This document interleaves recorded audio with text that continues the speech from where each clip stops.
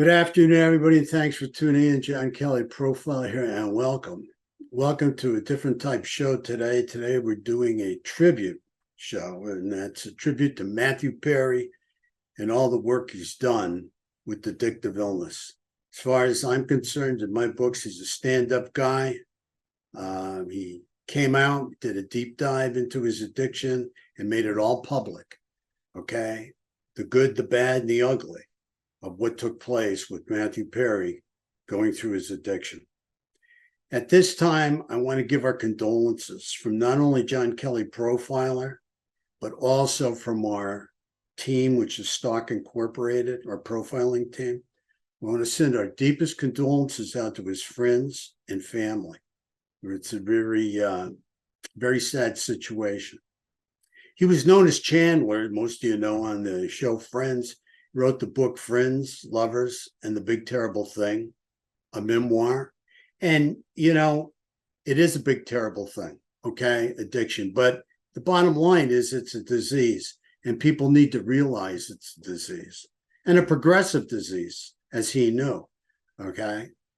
Matthew came out when he didn't have to talk, you know, intimately about his battle with addictive illness.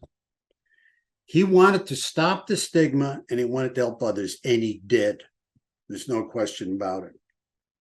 Because of the stigma, and it, you know, causes a lot of people to not want to talk about it or break their anonymity because, you know, it's embarrassing to them, or they may think, maybe make them look weak, you know, or it may lead them to believe that their friends, will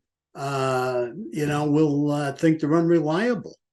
You know, also, especially in, the career he was in, it could lead to him not getting a job.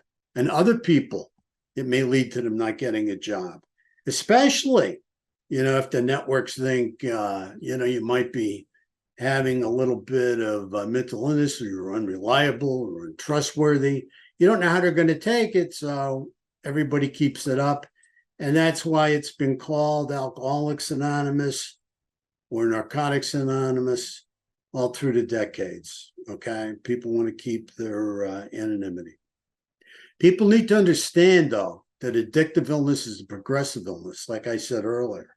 Like any other disease, its goal is to kill you. And Matthew Perry knew that and saw that and felt that firsthand.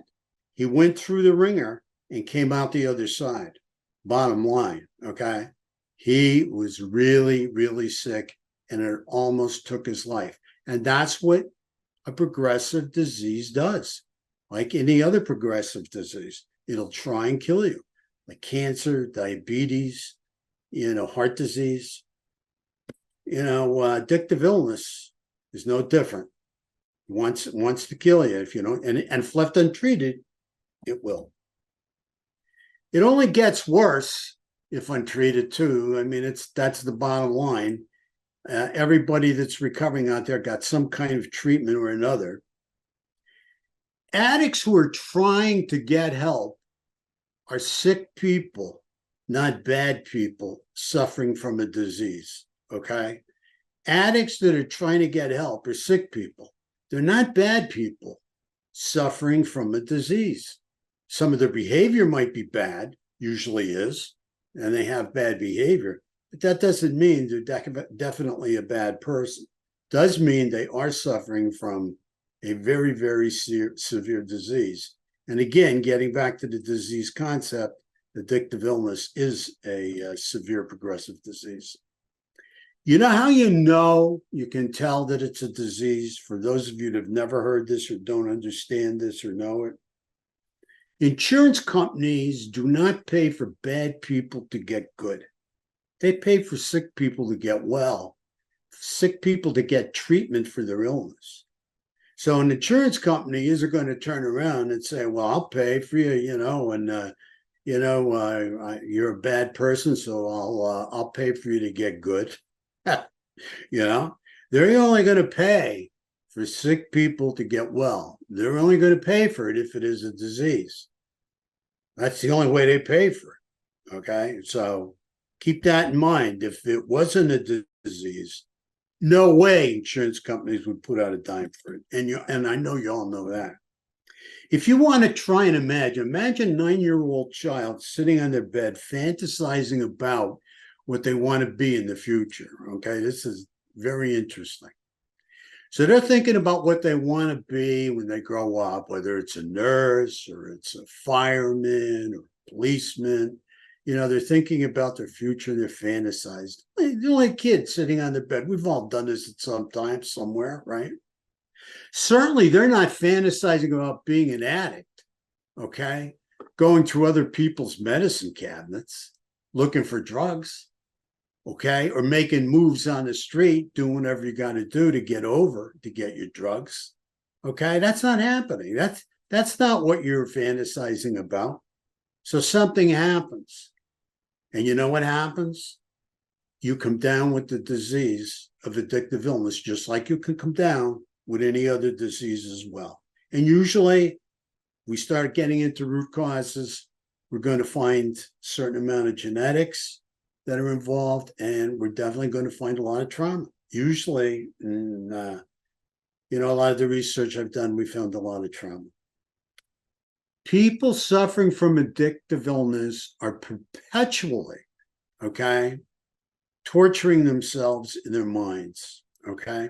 They have, and all of you who are recovering out there know this, we have an internal critic in our mind that won't stop.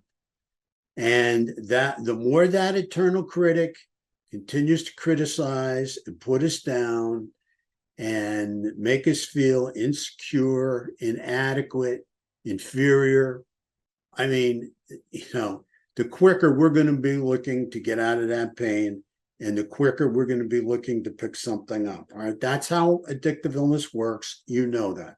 All right. From beginning to end. Okay. So it's turning off that internal critic. Cannot do it if you're actively using. Yes, you can do it temporarily from your drug of choice. That'll shut it up. There's no question about it. And when you go to bed and wake up the next morning, and you're thinking about your next high, guess who's going to wake up with you? That internal critic, and it's going to start criticizing you and putting you down. The guiltier you feel, the more you will use. Okay, it's that simple. The more depressed you feel, the more you will use to get yourself out of depression. The more anxiety you feel, the more you will feel to numb yourself to that anxiety. You have to understand that addicts are not responsible for their disease. Like I said, we don't know where it comes from. It's different in everybody, what the root cause is. That's, a personal situation. It's individual. It's individualized situation. And think about all other diseases. Where exactly do they come from? They're not all genetic. They can be environmental. They can be social. They can come from a variety of different places. Same thing with addictive illness. So when I look at people who are suffering from addictive illness, I do not believe they're responsible for their disease, because again, if they didn't realize or want to have this as they got older, when they were younger, they weren't fantasizing about growing up and becoming addicts. However, they are responsible, okay? Addicts are responsible to get treatment for their illness. Again, it's progressive illness, and without treatment, it doesn't get any better. It only gets worse.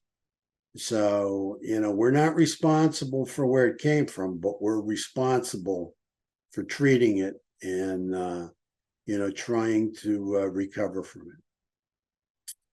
it. The other question out there I see on the news is, did he die of natural causes or did he die of a relapse? Something, I have no comment on that, to be honest with you, because he had a progressive illness. And, he could have been in recovery for many, many, many years. And then, from the damage that the life in the drug culture did to his body. It could have killed him. I don't know. The most important thing is that he did a lot for people, did a lot for the recovering community, and did a lot for himself. Okay, really showed what kind of stand-up guy he is. Anyway, thank you so much. Appreciate your time today. Appreciate you listening to me rant a little bit. God bless you, Matthew Perry, and thank you for all you've left on this earth.